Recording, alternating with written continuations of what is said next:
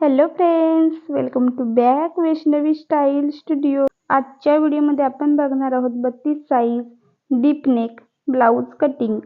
तर इथे मी अस्तरची दुप्पट घडी करून घेतलेली आहे. इथे मी 2 अस्तर एकदाच कटिंग करणार आहे, म्हणून 2 अस्तरची दुप्पट घडी करून घेतलेली आहे. खालती एक स्ट्रेट लाईन ड्रॉ करायची आहे. नंतर उंची घ्यायची आहे. उंची आहे 13. त्यामध्ये आपण 1 इंच शिलाई मार्जिन ॲड करून 14 वरती मार्किंग करायचं.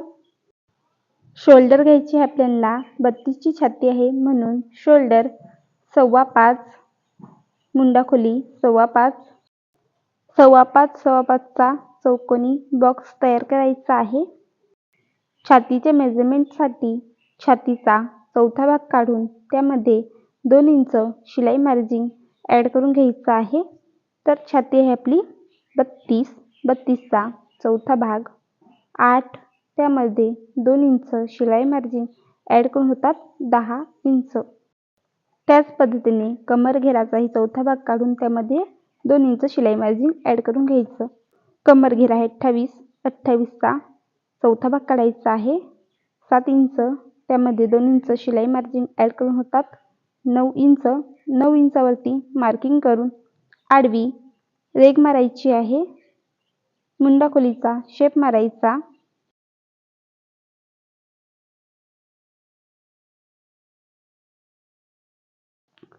गलारुंदी घ्यायची आपल्याला 2 इंच. तुम्हाला मागच्या गल्याची जेवढी पट्टी ठेवायची आहे त्यामध्ये तुम्ही 1 इंच शिलाई मार्जिन ॲड करून घ्यायचं. तर इथे मला 2.5 ची पट्टी ठेवायची आहे, म्हणून मी इथे 3.5 इंचावरती मार्किंग केलेलं आहे.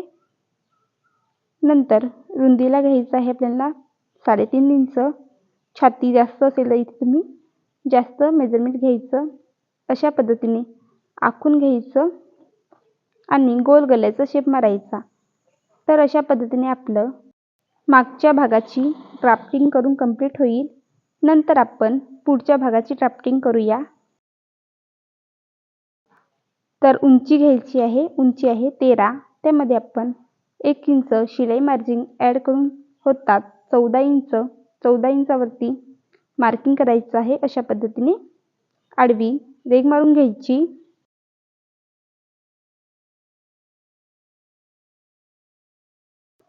सव्वा 5 ची शोल्डर, 5.25 ची मुंडा खोली घेऊन चौकोनी बॉक्स तयार करायचा आहे.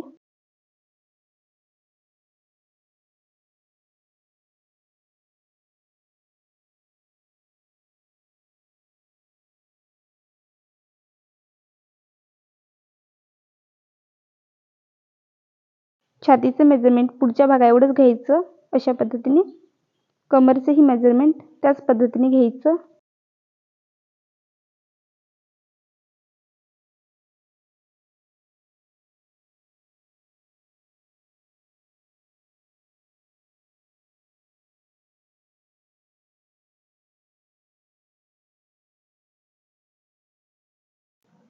छातीच्या साईडने अर्धा इंच आणि कमर घेराच्या साईडने 2 इंच वाढवून घ्यायचं आहे.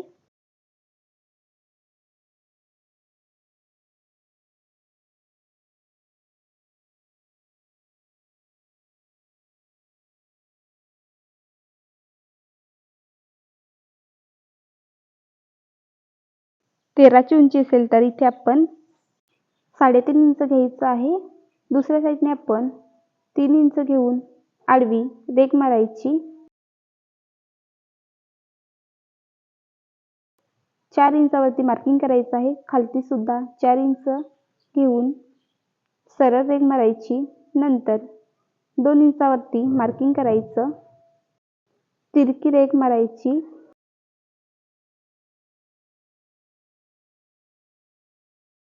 खाली पाऊण इंच अशा पद्धतीने वाढवायचं आहे.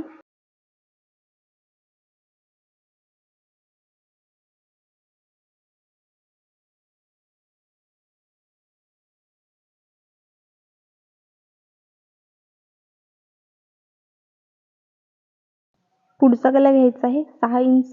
तुम्हाला कमी जास्त पाहिजे असेल तर त्याच्यानुसार घ्यायचा. नंतर रुंदीला इथे आपण 2.5 इंच घ्यायचं आहे. अशा पद्धतीने आखून गळ्याला गोल शेप मारायचा, मुंडाखोलीचा शेप मारायचा.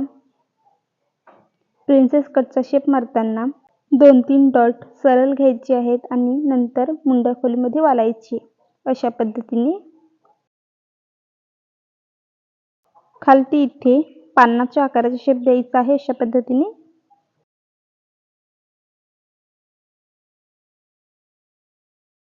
अशा पद्धतीने आपण प्रिन्सेस कटची ड्राफ्टिंग करून कंप्लीट केलेली आहे. व्हिडिओ दाखवल्याप्रमाणे कटिंग करून घ्यायची आहे.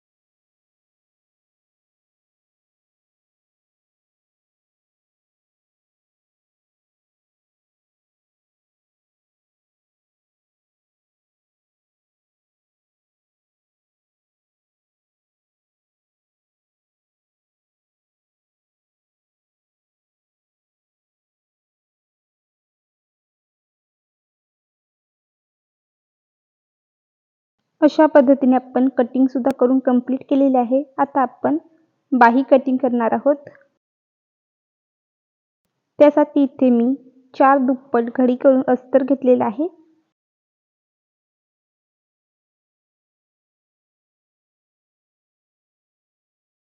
उंची घ्यायची आहे. उंची आहे 9.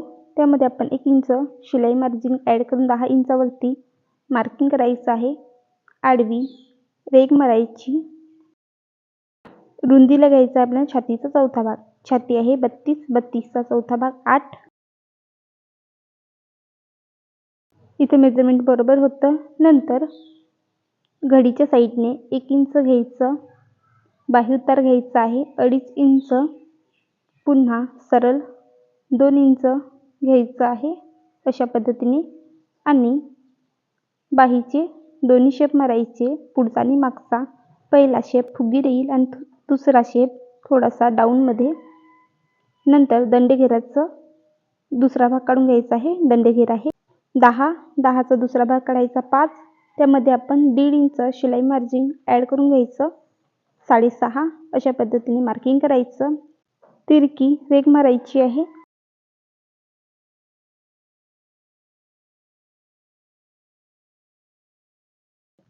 व्हिडिओ दाखवल्याप्रमाणे कटिंग करायची आहे.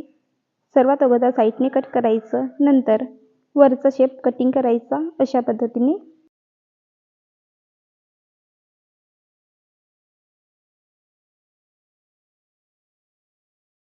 बाहीचा सेंटर काढायचा. बाही ओपन करून आतला शेप कटिंग करायचा. तर अशा पद्धतीने आपण 32 size deep neck princess cut blouse cutting करून कंप्लीट केलेली आहे. व्हिडिओ कसा वाटला कमेंट करून नक्की सांगा आणि अशाच नवीन व्हिडिओसाठी वैष्णवी स्टाईल स्टुडिओ या यूट्यूब चॅनलला सबस्क्राईब करा. बेल आयकॉनवर क्लिक करा. येणाऱ्या नवीन व्हिडिओची नोटिफिकेशन तुम्हाला मिळेल.